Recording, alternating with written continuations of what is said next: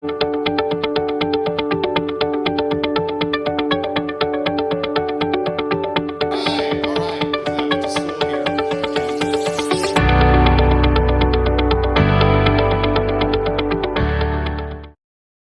everybody, welcome back to another weekly update for the stock market going into President's Weekend. I hope you're doing well. My name is Mark Yegge. I'm your host here of the Weekly Market Update. So glad you're here. Thanks for being here.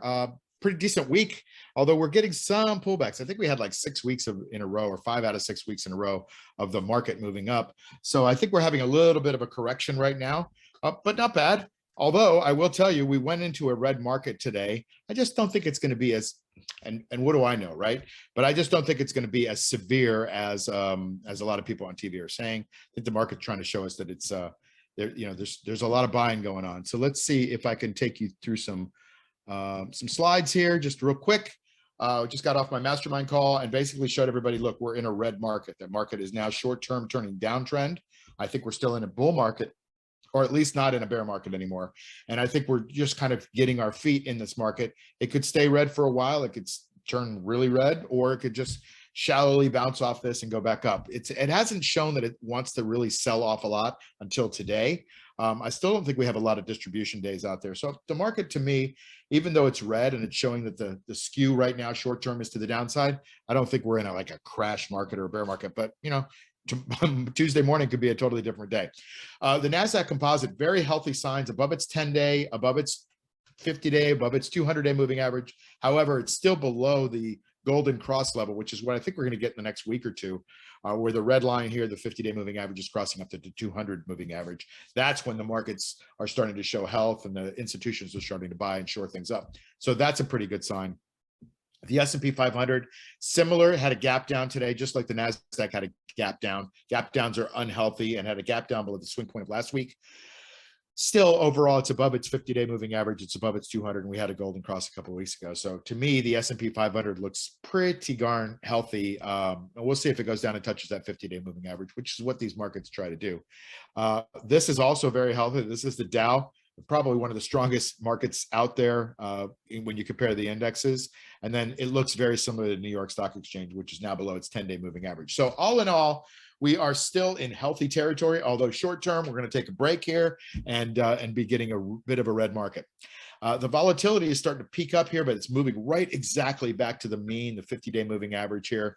So when this is an inverse indicator where the volatility is down, the market wants to move up, and vice versa. When it's starting to kind of move up, so the market kind of wants to come down short term, but you can see it's not that strong. It's just above 20. And gosh, when it was at 34, we were in the middle of a bear market. We're nowhere near that. Could go there, but we got a lot of work to do to get there. I thought this was really interesting. Now, tell me what you think, if you want, in the comments below. But that is, if you look back to 2020 in March, you can see that 312 swing point on that 2020. It went from 312 all the way down to like 240 or 250, something like that. Pretty low, right? And then we had that recovery. And then we broke way out in that recovery at, toward the end of the year. And I started looking at the broker dealer index, which kind of says, hey, how healthy is the retail community and the market making community and the investment community? Well, I look at those two kind of snippets in the charts that are in the red boxes there. They look pretty similar to me, to you, don't they? I don't know if they do to you, but they do to me.